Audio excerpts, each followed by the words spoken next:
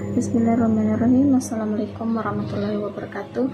Perkenalkan, nama saya Sarmi, kelas TAM 20F, NIM 1057211211520. Pengertian target costing. Target costing adalah metode perencanaan laba dan manajemen biaya yang difokuskan pada produk dengan mempertimbangkan proses manufaktur, sehingga target costing ini digunakan oleh perencana sebelum produk, dan proses desain dilakukan untuk mencapai tujuan perbaikan usaha pada pengurangan biaya manufaktur produk di masa depan.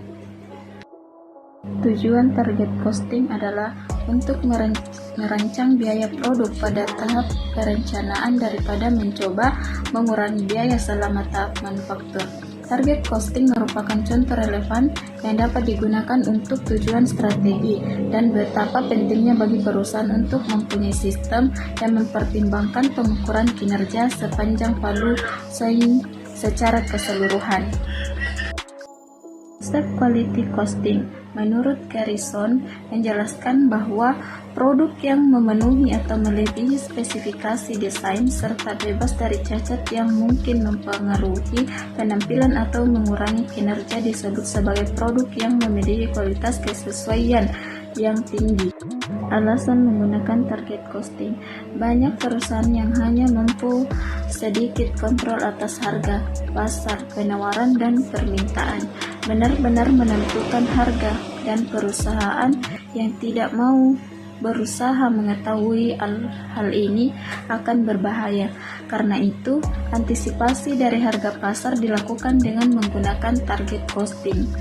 Kebanyakan biaya dari produk ini itu ditentukan pada tahap desain, sehingga sekali produk ini sudah didesain dan masuk dalam proses produksi, tidak banyak yang dapat dilakukan untuk mengurangi biayanya secara signifikan. Padahal kesempatan untuk mengurangi biaya kebanyakan berasal dari desain produk, misalnya dengan menjadikannya mudah dibuat menggunakan bahan yang tidak mahal namun dapat memenuhi kebutuhan konsumen. Kasus dalam target costing di PT Semen Bosowa Maros. Berdasarkan hasil analisis mengenai penerapan target costing yang menunjukkan bahwa penerapan target costing pada PT Semen Bosowa Maros lebih efisien dibandingkan dengan yang dilakukan oleh perusahaan selama ini, di mana dengan penerapan target costing perusahaan dapat memperoleh penghematan biaya. Hal itu dapat dilihat dari presentasi efisiensi biaya yang terjadi jika menggunakan target costing masing-masing pada tahun 2022 sebesar 35%, tahun 2013 sebesar 35%, dan 2014 sebesar 35%, hingga penentuan harga pokok dengan menggunakan target costing lebih rendah dibandingkan dengan penggunaan standar costing. Total Quality Management. Pengertian Total Quality Management menurut Brickman dan Klebsjo. Total Quality Management merupakan upaya terintegrasi yang dirancang untuk meningkatkan kualitas di setiap level dalam perusahaan.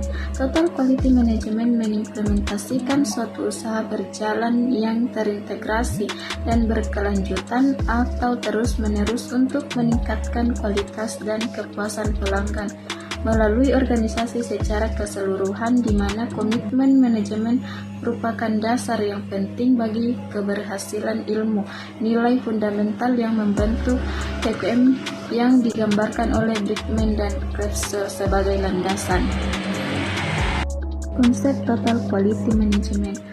Total Quality Management merupakan sistem manajemen yang berfokus pada semua orang atau tenaga kerja, bertujuan untuk terus-menerus meningkatkan nilai yang diberikan bagi pelanggan dengan biaya penciptaan nilai yang lebih rendah daripada nilai suatu produk.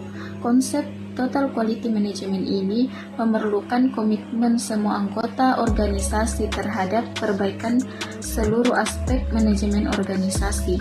Manajemen mutu terpadu merupakan suatu penerapan metode kuantitatif dan sumber daya manusia untuk memperbaiki dalam menyediakan bahan baku maupun pelayanan bagi organisasi, Semua proses dalam organisasi pada tingkat tertentu di mana kebutuhan pelanggan terpenuhi sekarang dan di masa mendatang. Karakteristik dan prinsip TQM. Menurut Made dan Rani, diperlukan perubahan besar dalam budaya dan sistem nilai suatu organisasi. Menurut Hansler dan Brunel, ada 4 prinsip utama dalam TQM, yaitu yang pertama kepuasan pelanggan, yang kedua respek terhadap setiap orang, yang ketiga manajemen berdasarkan fakta, dan yang terakhir perbaikan berkesinambungan. Contoh kasus pada Total Quality Management di bidang industri perhotelan. Industri perhotelan merupakan salah satu industri jasa yang saat ini berkembang pesat di Kota Makassar. Perkembangan tersebut menuntut tidak hanya hotel menyediakan produk yang bervariasi, tetapi juga didukung oleh kualitas pelayanan. Penelitian ini membahas tentang penerapan Total Quality Management pada departemen serta faktor pendukung dan penghambat dalam penerapannya di Hotel Bukit Makassar. Penerapan Total Quality Management memiliki faktor pendukung berupa adanya standar operasional prosedur atau SOP dari manajemen yang berpatokan pada Total Quality Management merupakan standar operasional prosedur yang digunakan oleh setiap hotel baik di Indonesia dan internasional. Selain itu, adanya struktur organisasi yang ramping memudahkan dalam pengawasan dan pemberian pelatihan secara berkala, serta hal tersebut juga memberikan manfaat berupa mudahnya komunikasi yang digunakan serta penilaian dalam pemberian penghargaan. Faktor penghambat dalam penerapan Total Quality Management berasal dari faktor eksternal berupa ketersediaan linen bersih dalam menunjang kelancaran operasional dan kelengkapan fasilitas kamar.